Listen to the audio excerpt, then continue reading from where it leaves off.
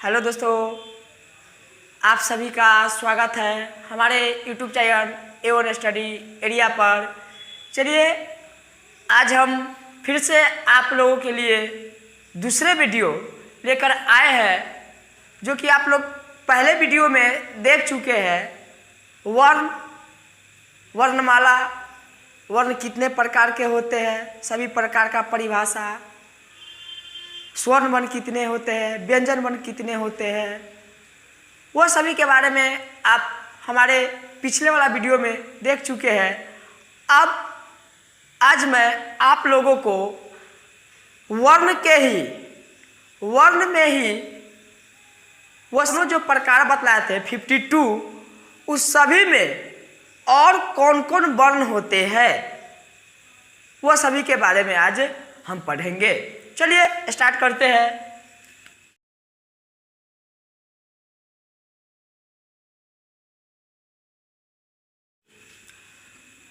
आप जानते हैं कि वर्णों की संख्या मैंने आपको 52 बतलाए थे। वर्णों की संख्या कितनी बतलाए थे? 52 बतलाए थे। उसमें से हम अ, आ, ह्रस्व ई, दीर्घ ई, ह्रस्व उ, दीर्घ उ, री, ए, ऐ, ओ, औ, ये चलिए। तो मैंने 11 स्वर्ण वर्ण बतलाए थे। अ, आ, ई, उ, सॉरी यहाँ पे री होगी। क्या होगी? री होगी। री, ए, ऐ, ओ, औ, ये टोटल 11 वर्ण थे। कितने वर्ण थे? 11 वर्ण। इसको स्वर्ण वर्ण के अंतर्गत रखे थे। किसके अंतर्गत रखे थे? स्वर्ण वर्ण के अंतर्गत हम लोग इसको पढ़े थे। उसके बाद यहाँ पे एक अनुस्वर और एक अभिस्वर होती है। अनुस्वर और एक होती है अभिस्वर। ये अनुस्वर और इसको हम विसर्ग भी बोलते हैं। विसर्ग, जहाँ भी ये 2 पॉइंट लग गया उसको हम विसर्ग बोले हैं। इसको अयोगवा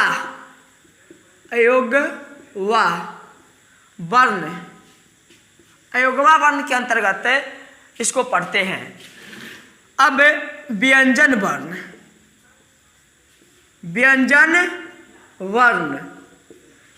वर्णों को हम लोग कहाँ से स्टार्ट करते हैं? क, ख, ग, घ, य,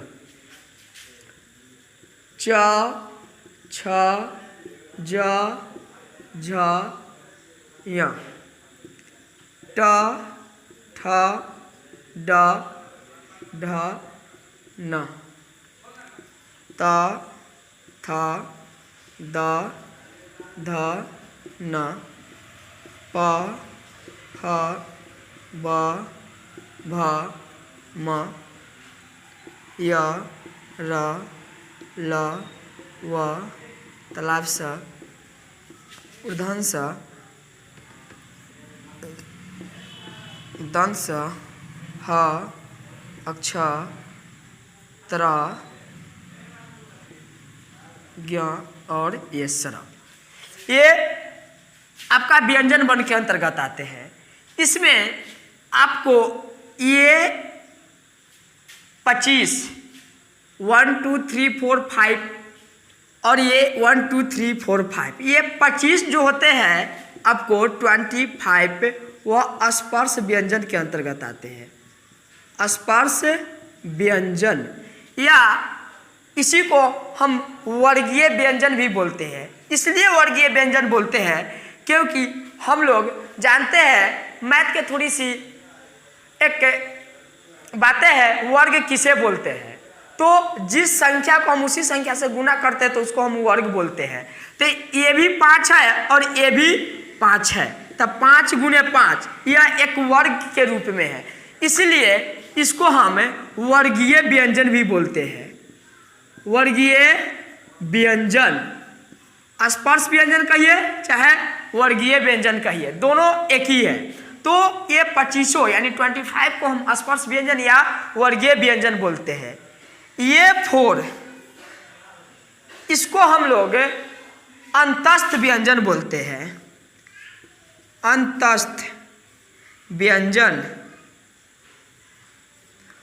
इसके बाद यहाँ से यहाँ तक इसको हम उष्म व्यंजन बोलते हैं, उष्म व्यंजन।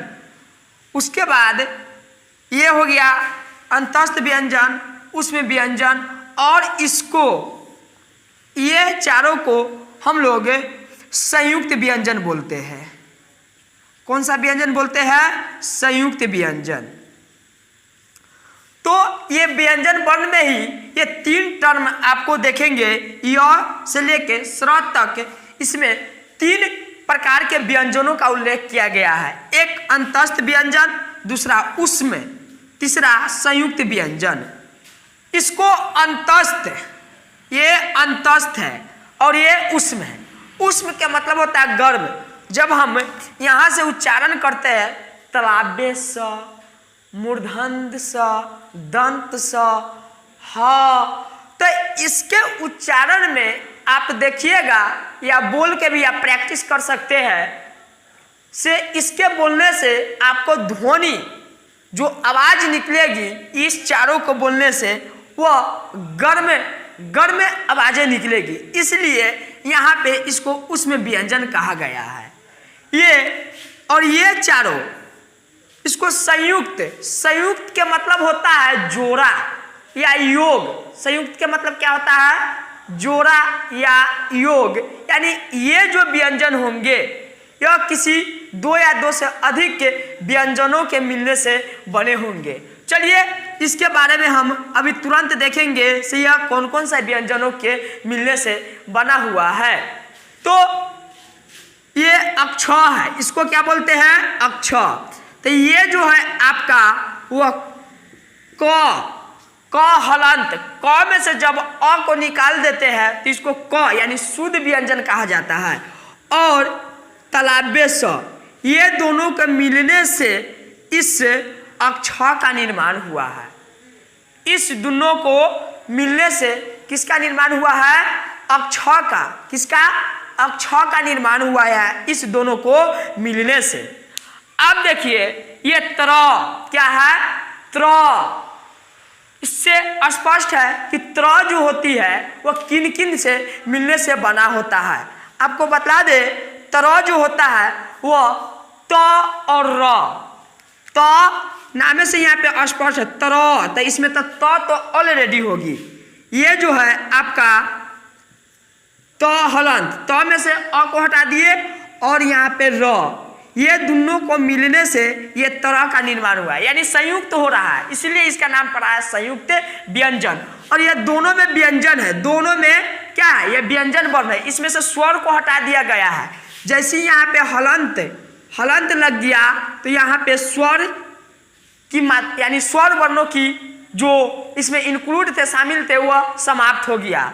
उसके बाद अब है ज्ञ। क्या है? ज्ञ।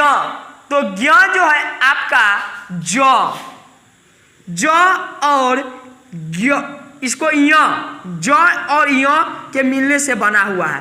दोनों जो है आपका व्यंजन वर्ण है। दोनों क्या है? आपका व्यंजन वर्ण है। दोनों क्या है? व्यंजन वर्ण है। उसके बाद है स्र। उसके बाद क्या है? स्र। स्र आपको कौन कौन व्यंजन वर्णों के मिलने से बना है वो आपको बतला देते हैं। तो स्र जो मिलने से बना है वह है एक तलाबे स और दूसरा है र। तलाबे स और र को मिलने से स्र का निर्माण हो रहा है, इसलिए इसको संयुक्त व्यंजन क्या कहा जा रहा है, यानी संयुक्त रूप में इस व्यंजन का निर्माण हुआ है। तो व्यंजन से हुई है लेकिन संयुक्त दो व्यंजनों के मिलने से बना हुआ है, इसलिए इसको संयुक्त व्यंजन कहा जाता है। तो आप लोग इस के बारे में जान लिए होंगे, पढ़ लिए हैं। अगर किसी प्रकार के दिक्कतें होगी, कठिनाइयाँ होगी इसको समझने में, तो हमारे कमेंट बॉक्स में ज़रूर कमेंट कीजिएगा, जिससे हम आपको और अच्छे से अच्छे समझाने की कोशिश करेंगे। तो इसकी संख्या कितनी हो गई? आपसे पूछ देगा से अंतस्थ व्यंजनों की संख्या, यानी हिंदी व्याकरण में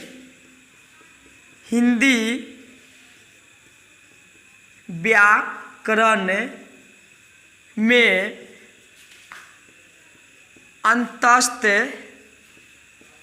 व्यंजनों की संख्या कितनी है? तो यहाँ पे देख रहे हैं आप लोग अंतस्थ व्यंजनों की संख्या कितनी पढ़े हैं? 4 पढ़े हैं। कितने पढ़े हैं? 4, यानी य, र, ल, व, ये 4 अंतस्थ व्यंजन है। उसी प्रकार से दूसरा भी क्वेश्चन आ जाएगा आपका उष्म व्यंजन। उष्म इसको कहिए चाहे गरम, उष्म या गरम व्यंजनों की संख्या कितनी है? तो ये भी क्या है? 4 है। उसके बाद एक और बच जाता है जो कि आपका संयुक्त व्यंजन बच गया। हिंदी व्याकरण में संयुक्त व्यंजनों की संख्या कितनी है? तो ये भी क्या है? 4 है। यानी अंतस्थ व्यंजनों की संख्या 4, उष्म व्यंजन या गरम व्यंजनों की संख्या 4, संयुक्त व्यंजनों या की संख्या 4। ये 4 है। आपसे इस क्वेश्चन को इस प्रकार से भी पूछ सकता है और दूसरे तरीका से भी कैसे पूछेगा? आपसे पूछ देगा से निम्न में अंतस्थ व्यंजनों की समूह को बताए। निम्न में अंतस्थ, ये क्वेश्चन आपसे पूछ देगा, निम्न में अंतस्थ व्यंजनों की समूह को बताए। आपका 4 ऑप्शन रहेगा, उसमें से चारों ऑप्शनों में से ये एक समूह आपका जरूर रहेगा। जैसे य, र, ल, व, ऑप्शन ए हो गया, ये ए। ऑप्शन बी में आपका पूछ देगा तलाबे स, मूर्धन स, दंत स, ह, तर। ये इस प्रकार से आपको ये एक ऑप्शन ये दे देगा।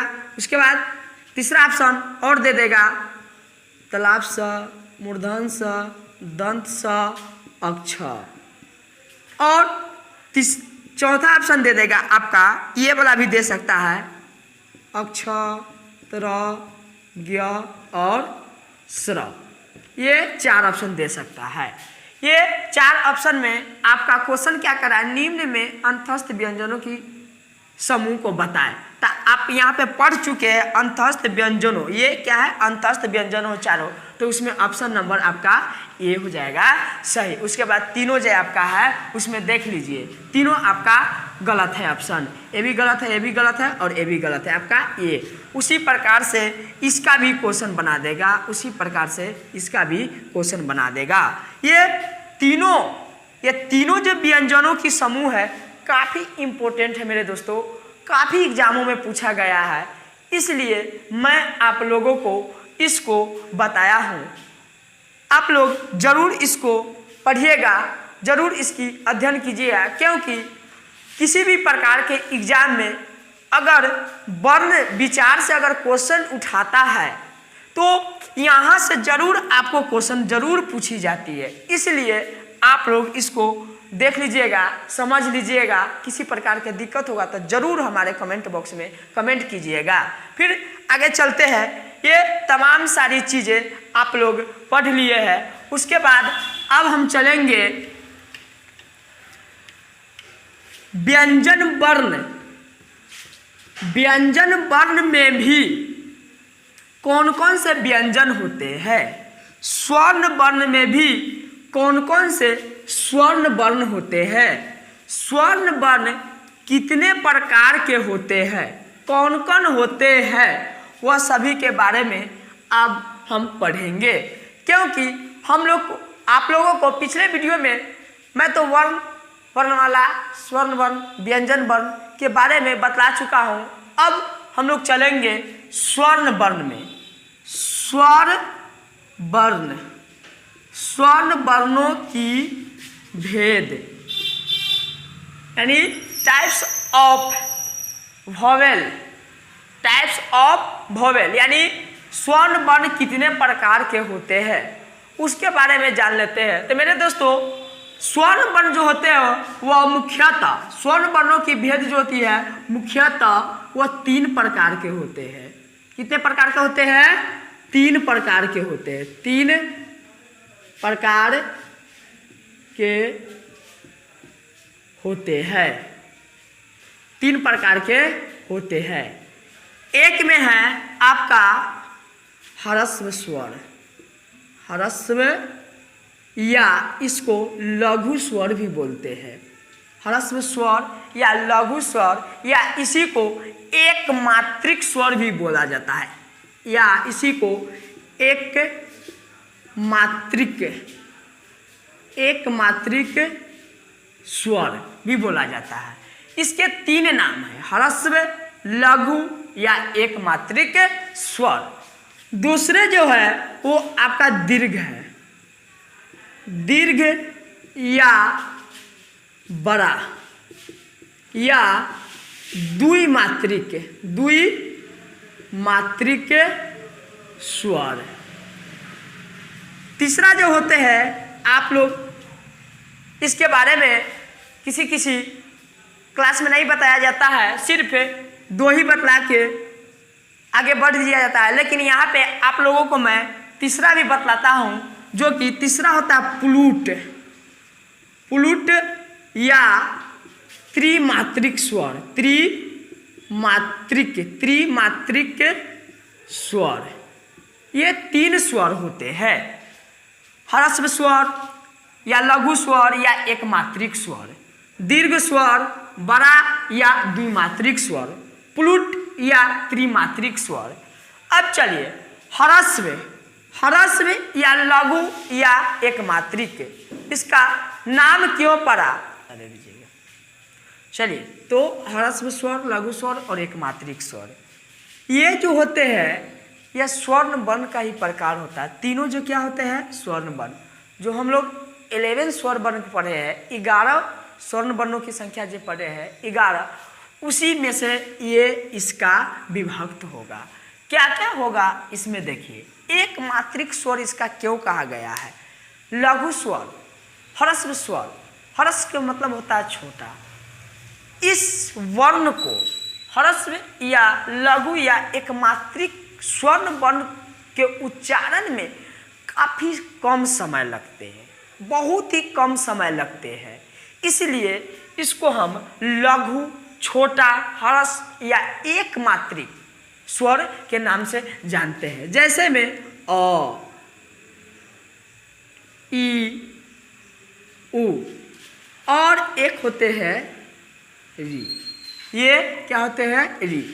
इसको बोलने में आपको काफ़ी कम समय लगते हैं। जैसे में इसके अनुसार देखिए, इसमें आप कुछ छोड़ दिए हैं। क्या छोड़ दिए हैं? आ, ई, उ। इसके अकॉर्डिंग इसको बोलने में, इसको उच्चारित करने में काफ़ी कम समय लगते हैं।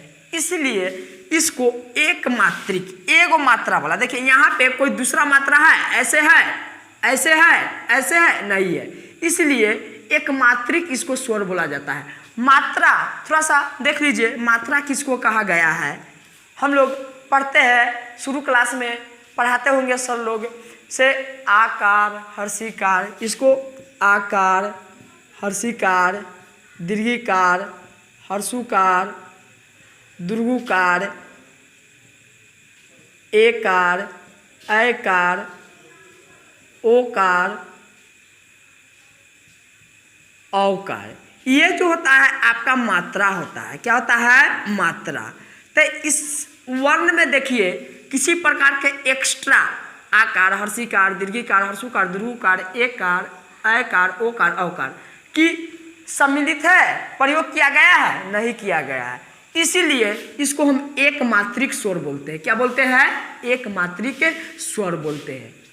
अब चलिए दूसरा, दीर्घ स्वर या द्विमात्रिक स्वर। इसमें जो होगा आपका, ये होगा आ, ई, उ, ए, ऐ, ओ, औ। ये तमाम सारी होगी आपका कौन सा स्वर, तो द्विमात्रिक या त्रिमात्रिक स्वर। इसमें देखिए, इसमें आकार का प्रयोग किया गया है। किसका प्रयोग किया गया है, आकार का प्रयोग किया गया है। इसमें भी इसका यानी इरेफ का प्रयोग किया गया है, इसमें भी इसका प्रयोग किया गया है। ये तमाम सारी चीज़ों में इससे अधिक इसमें समय लगेगा, इसके उच्चारण से इसमें अधिक समय लगेगा। जैसे बोल के देखिए, जब आप वीडियो देखिएगा तो साथ साथ एक्सपेरिमेंट भी करते जाइएगा, जिससे आपको किसी प्रकार के कठिनाई का सामना नहीं करना पड़ेगा। जैसे यहाँ पे मैंने बतलाया एक मात्रिक स्वर में इसको बतलाया हम द्विमात्रिक स्वर में, और फिर इसको बतलाया इसको उच्चारण करने में इससे कम समय लगता है, वास्तव में कम समय लगता है। क्यों, आप देखिए, तो इसको अ बोलने में तुरंत बोला गया। उसी प्रकार यहाँ पे देखिए इससे दुगुना समय लगा कि ना लगा। उसी प्रकार यहाँ पे देखिए ई तुरंत बोला गया, इसको बोलिए ई, यानी इससे डबल समय लग रही है। इसलिए इसका द्विमात्रिक स्वर दीर्घ स्वर, यानी इससे बड़ा है, इसीलिए इसका नाम पड़ा है दीर्घ स्वर। अब चलिए प्लूट स्वर या त्रिमात्रिक स्वर में आप जब हिंदी में 3 लिखते होंगे, 2 लिखते होंगे, 4 लिखते होंगे, 5 लिखते होंगे, जैसे में ऐसे, ये आप हिंदी में लिखते होंगे 3, ये मेरा प्लूट स्वर है। या एक और हिंदी में एक शब्द आता है, शब्दांश आते हैं ओम, क्या आता है ओम, इसको ऐसे, ये मेरा त्रिमात्रिक स्वर है। इसमें देखिए यहाँ तक मेरा द्विमात्रिक स्वर था और ई एक एक्स्ट्रा लग गया, क्या लग गया, एक्स्ट्रा लग गया, इसलिए यह त्रिमात्रिक स्वर हो गया। अब इसके उच्चारण से इसमें 2 गुना समय लगेगा और इसके उच्चारण से इसमें 3 गुना समय लगेगा, इसलिए इसको त्रिमात्रिक स्वर कहा गया है। इसको क्या कहा गया है, त्रिमात्रिक स्वर कहा गया है। ह्रस्व स्वर, लघु स्वर, एकमात्रिक स्वर, दीर्घ स्वर, बड़ा स्वर या द्विमात्रिक स्वर, प्लूट या त्रिमात्रिक स्वर। अगर इस प्रकार में अगर समझने में कोई प्रकार की दिक्कत होगा तो जरूर हमारे कमेंट बॉक्स में कमेंट कीजिएगा।